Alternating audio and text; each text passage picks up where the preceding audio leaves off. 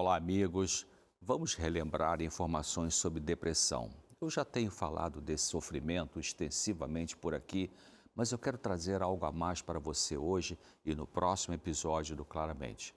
E com isso eu já estou respondendo a várias perguntas que vocês enviaram pedindo orientação sobre o estado depressivo, a depressão.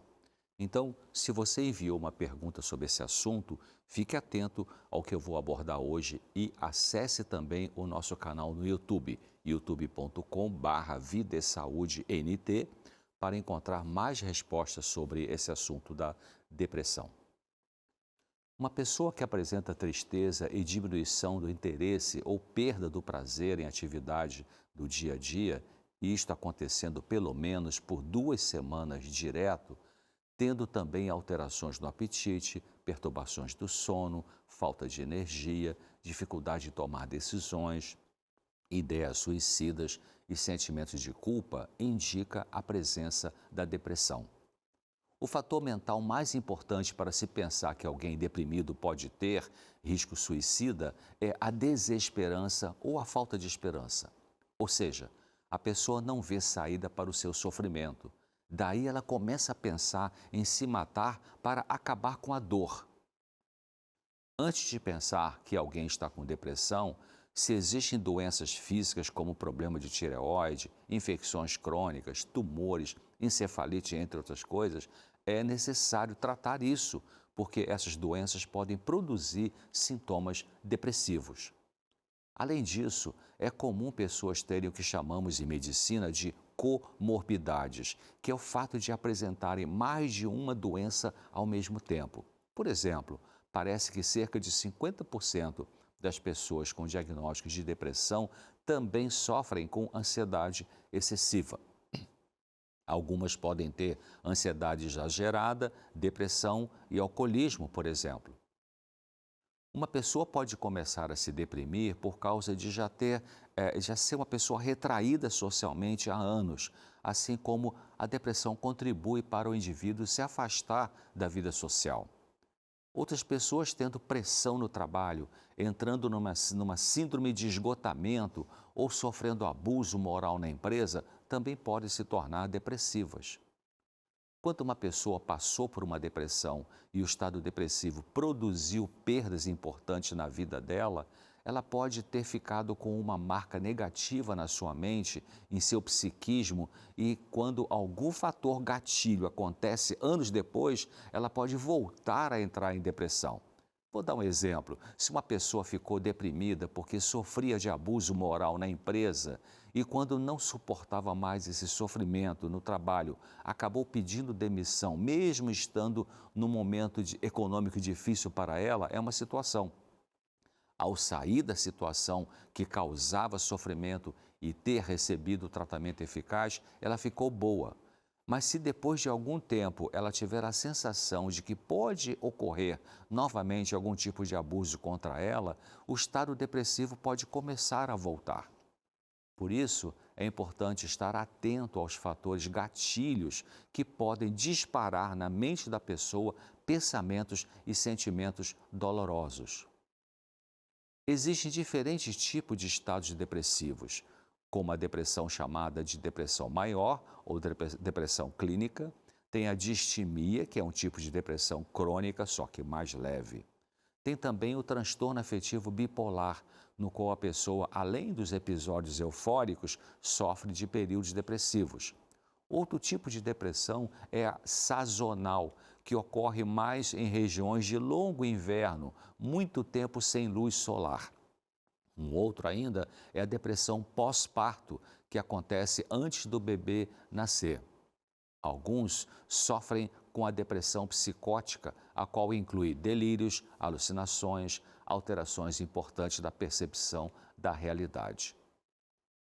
Um dos fatores psicológicos que favorece o surgimento da depressão é a tendência de cultivar pensamentos de queixas, pessimismo, derrota, desprezo pessoal e desesperança. Alguns pegam pesado consigo mesmos, se culpam demais por fracassos que ocorreram na vida e também atacam a si mesmos quando percebem falhas ou erros no seu comportamento. Nesses casos, esses indivíduos precisam cultivar a autocompaixão em vez de autodepreciação e aprender a perdoar a si mesmos em vez de ficarem o tempo todo se culpabilizando. Um fator produtor de depressão é o da pessoa que é muito sociável, mas que coloca uma ênfase muito grande do seu valor pessoal no que acontece nos seus relacionamentos. Assim, quando surgem problemas, como por exemplo uma perda financeira, um divórcio, ela pode entrar em depressão justamente porque havia colocado a sua base de valor como pessoa fora de si mesma, em outra pessoa ou em alguma aquisição externa. Nesses casos, o indivíduo pode ser ajudado a não entrar em depressão, corrigindo essa postura na vida de centrar o seu autorrespeito e autovalorização em objetos, aquisições e relações externas. Sabe-se bem que experiências traumáticas ao longo da infância aumentam bastante o risco de surgir depressão mais adiante na vida. Isso inclui a criança ser vítima de abusos, ter sofrido doenças que exigiam hospitalizações, divórcio dos pais, morte de um dos pais, especialmente daquele com quem a criança tinha mais apego, tudo acontecendo até o terceiro ano de vida. Além disso, os filhos de mães deprimidas possuem maior risco de terem depressão na vida adulta. No consultório, é comum uma pessoa falar que passou a ter depressão desde que, por exemplo, descobriu que o filho estava usando drogas ilícitas. Mas a verdade é que esse fato pode ser um dos problemas que a pessoa vem experimentando ao longo dos anos e seria então o fator desencadeador da depressão, mas não o único causador dela. Pode ter sido a gota d'água que faltava para ela se deprimir. Ela pode ter sofrido pela morte de pessoas queridas nos últimos anos, antes da depressão surgir, pode ter sido demitida, pode morar no local de violência, ter dificuldades conjugais e tudo isso pode ter se acumulado e acabou estourando numa depressão, vamos dizer assim. Favorece muito evitar entrar em depressão quem tem bom apoio social, tem amigos, parentes que ajudam, um estilo de vida saudável com prática de atividades físicas regulares, uma alimentação saudável, eliminação de substâncias tóxicas para o cérebro, ingestão adequada de água, exposição ao sol, uma fé religiosa, um sentido positivo para a vida. Para o tratamento da depressão, é importante entender que a mudança do estilo de vida precisa ser feito em vez de somente usar medicamentos. Isso inclui o trabalho pessoal sobre os tipos de pensamentos que a pessoa mais nutre, lutando contra os pensamentos disfuncionais, trágicos, pessimistas, de desesperança e cultivando uma mentalidade de gratidão, de esperança e de significado nobre na vida. Alguns querem saber qual antidepressivo funciona melhor para o deprimido. Não tem um remédio que funcione melhor para todos que sofrem com a depressão. Os mesmos medicamentos produzem resultados diferentes para pessoas diferentes. Muitos deprimidos podem melhorar com qualquer antidepressivo, enquanto que outros não melhoram por longo prazo com nenhum deles. Alguns estudos mostram que os deprimidos que se submeteram ao tratamento psicoterápico com terapia cognitivo-comportamental podem ter menos chances de voltar a ter depressão do que os que somente usaram antidepressivos sem terem passado pela psicoterapia.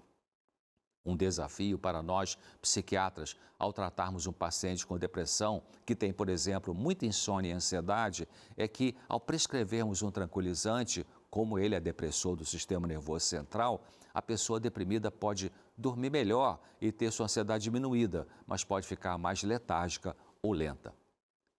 Finalmente, se uma pessoa com depressão, ao ir ao profissional, disser que prefere o tratamento psicoterápico e não medicação, é importante respeitar isso e ver como ele irá evoluir ao se submeter à psicoterapia somente. Por hoje é isso, ficamos por aqui, mas no próximo episódio do Claramente eu volto com mais novidades sobre depressão. Até lá. Olá, doutor César, super interessante esse papo por aqui. Vou esperar pelo próximo, claramente, com certeza. A gente passa para o intervalo agora, na volta eu recebo alguém muito especial para ensinar essa delícia para você, olha aí. É o bolo de laranja com a chefe Luciana Tramasso, aqui no Vida e Saúde.